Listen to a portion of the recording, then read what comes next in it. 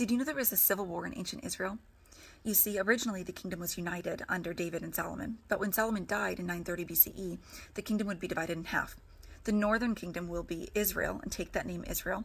Their capital will be Samaria, and the southern kingdom is Judah, and their kingdom is Jerusalem, because Jerusalem, the original capital of the whole nation, was in the Judah territory. Now, the nation of Judah is going to consist of the tribes of Judah, Benjamin, a few other people from some other tribes, such as Levites, and the northern kingdom will be the remaining, we'll say 10 tribes. It's not exact math. But the difference is that their judgment would come differently between the two kingdoms because of how they obeyed the covenant and because of their level of faithfulness. In the northern kingdom, you have about 20 kings, and all of them are evil. All of them do what's wrong in the sight of Yahweh. You begin with Jeroboam the first.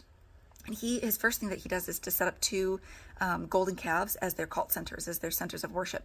And him and everybody after him is going to lead people away from Yahweh worship. They're not going to follow the covenant.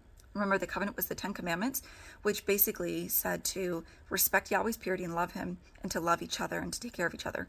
But they're not going to do that. God's going to send prophet after prophet to warn the people to return to covenant obedience, and they're going to ignore them. So they are going to have an inconsistent dynasty. They're going to have lots of coups and assassinations. People are going to try to take over the throne. In fact, you never have more than 4 kings in a row from a dynasty. So lots of bloodshed, lots of evil, lots of idol worship, people not taking care of each other. And their judgment is going to come a little bit sooner. Assyria is going to come in 722, and they're going to remove the people from the land and send them into exile throughout the Assyrian Empire. And they're going to be lost to history. Now, the southern kingdom's a little different because there were some good kings. Out of about 20 kings, about 8 of them were good, and they did what was right in the sight of Yahweh. You have kings like Josiah and Hezekiah who are going to bring reform. They're going to bring them back to covenant worship. And you also have this interesting thing in the southern kingdom where it's one consistent dynasty. It's always going to be kings from the same line, which is the line of David. You see, God had promised David that somebody from his line would sit on the throne forever.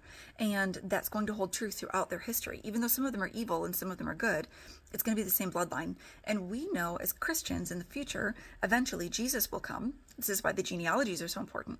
Jesus will come and fulfill this prophecy both then and in the future to sit on the throne of David in Jerusalem forever. So the southern kingdom, Judah, yes, they have some good kings, but they also have some evil kings, and they don't always follow the covenant. So their judgment is going to come in 586. That's when Babylon has taken over from the Assyrians. So the southern kingdom will be taken away to Babylon, but eventually they'll be allowed to return. Miraculously, Yahweh allows them to return, to reclaim their identity, and to rebuild their nation so that there can be a throne in Jerusalem, so that Jesus can come and rule and reign in Jerusalem, and eventually rule and reign in our hearts forever.